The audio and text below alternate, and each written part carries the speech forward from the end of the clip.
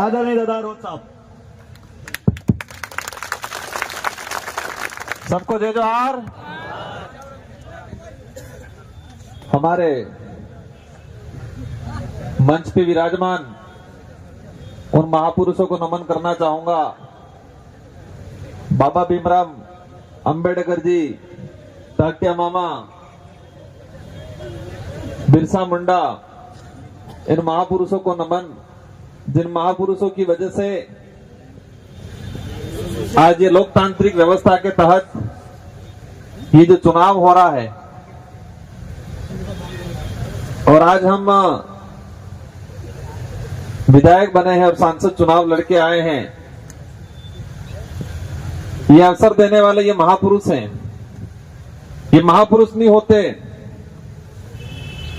हो सकता है ये देश आजाद नहीं होता, और देश आजाद नहीं होता तो संविधान लागू नहीं होता, लोकतांत्रिक व्यवस्था नहीं होती, और लोकतांत्रिक व्यवस्था नहीं होती तो हर 5 साल में चुनाव नहीं होते। तो पुनः इन महापुरुषों को नमन। साथ ही हमारे मंच पे विराजमान यहाँ के स्थानीय विधायक महोदय, यहाँ के आपके सांसद प्रत्याशी, हमारे राजस्थान से आई हुई हमारी टीम, बांसवाड़ा, प्रतापगढ़, डूंगरपुर के सारे साथीगण, हमारी महिला विंग, हमारे माइनॉरिटी के भाई, एससी समुदाय के भाई, हमारे सरपंच साहब भाई केशु जी एवं समस्त पदाधिकारी गण, हमारे बिल प्रदेश विद्यार्थी मोर्चा के प्रदेश संयोजक, सभी मंच पे विराजमान जो इस क्षेत्र का नेतृत्व करता है, आप सब इन सब पे आशा लगा के बैठे हो कि इस क्षेत्र का, इस समाज का आने वाले भविष्य का कुछ अच्छा करेंगे। इन सारे नेतृत्वकर्ताओं को मेरी ओर से ये लोकसभा चुनाव का जो अग्रिम बधाई देना चाहूंगा। इस पांडाल में विराजमान माताएं, बहनें, बड़े बुजुर्ग, युवा साथी,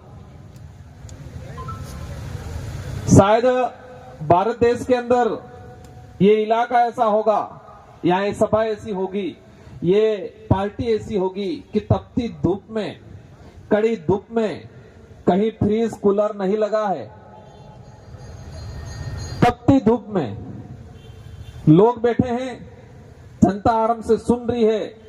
ये शायद कहीं बड़ी सभाओं में, कोई बड़ी पार्टियों में ऐसा नहीं होता होगा। ये हमारे लिए, आपके लिए उपलब्धि है। बड़ी पार्टियों में देखते हैं बड़ा टेंट लगता है, बड़ा एसी कूलर लगते हैं, और इसके बावजूद भी जगह खाली रह जाती है, लोग नहीं बैठते।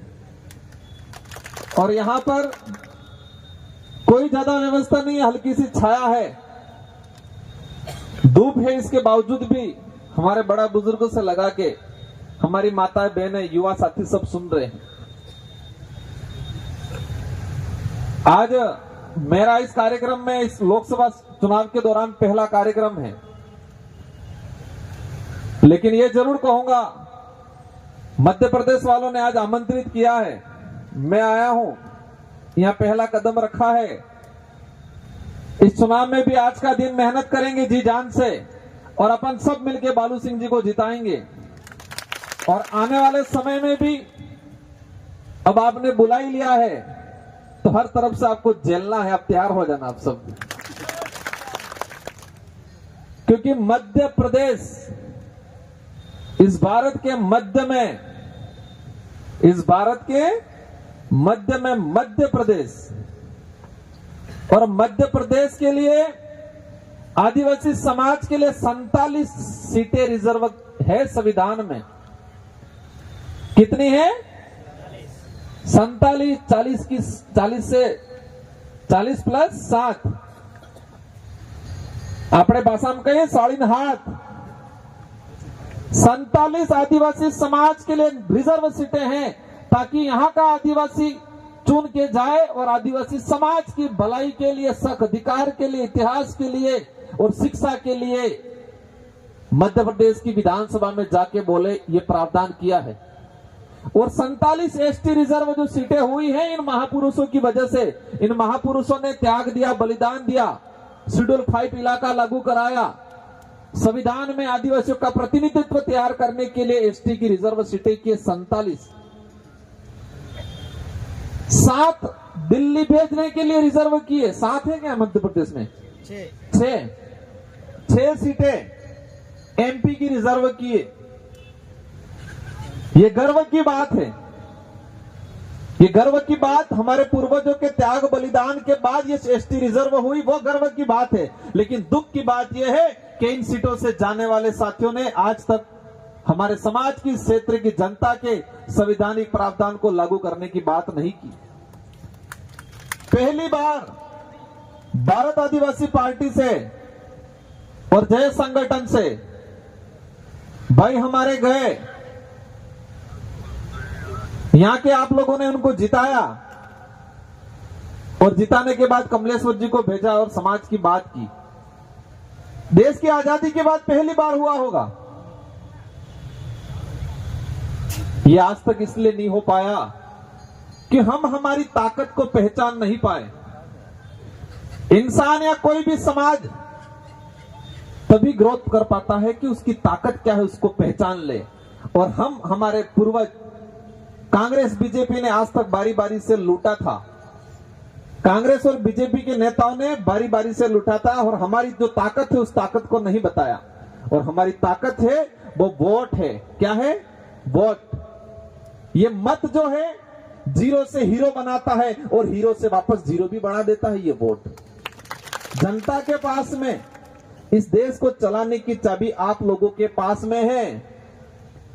ये हर 5 साल में लगाने का अवसर मिलता है, जिसे लोकतंत्र की कुंजी कहते हैं, जिसे वोट एक आम से खास बनाता है। आज मैं भी गरीब परिवार से था।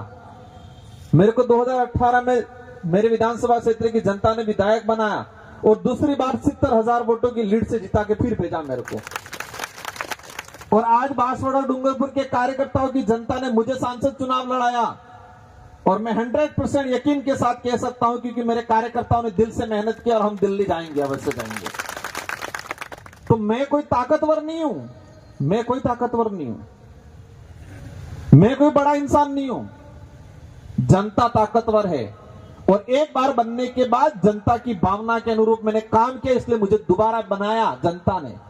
और नहीं करता तो मेरे को घर पे बिठा देती, बिठाती कि नहीं बिठाती? तो ताकत किसके पास है? आप लोगों के पास है। कांतिलाल जी के पास नहीं है ताकत। उधर वो खड़े हुए, क्या नाम है भाजपा से, अनीता मैडम के पास नहीं है ताकत। वो आपसे मत की भीख मांगेंगे, लेकिन वो झूठ बोल के मांग रहे हैं। और ये परिवार जो चल रहा है कांग्रेस और बीजेपी में, यार रतलाम सीट पे उस परिवारवाद को खत्म करना है, क्योंकि ये लोकतंत्र है, राजतंत्र नहीं है। राजतंत्र में आजादी से पहले राजा का बेटा ही राजा बनता था, रानी के पेट से राजा पैदा होता था, वो राजतंत्र था। और ये लोकतंत्र है और लोकतंत्र में जनता तय करती है कि हमारा क्षेत्र का राजा, हमारे क्षेत्र का नेता कौन होता है। तो इस बार कांग्रेस और बीजेपी के नेताओं को एहसास करा देना है कि लोकतंत्र है, राजतंत्र नहीं है। तुम्हारे घर में ही बार बार बारी बारी से टिकट देते रहो। पत्नी को एमपी की दे दी, पति एमएलए मंत्री, पिता सरपंच सुनने में आया है, इधर फिर बेटा एमएलए, खुद एमपी। यही चल रहा है क्या? भला किया हो तो समझ में आए।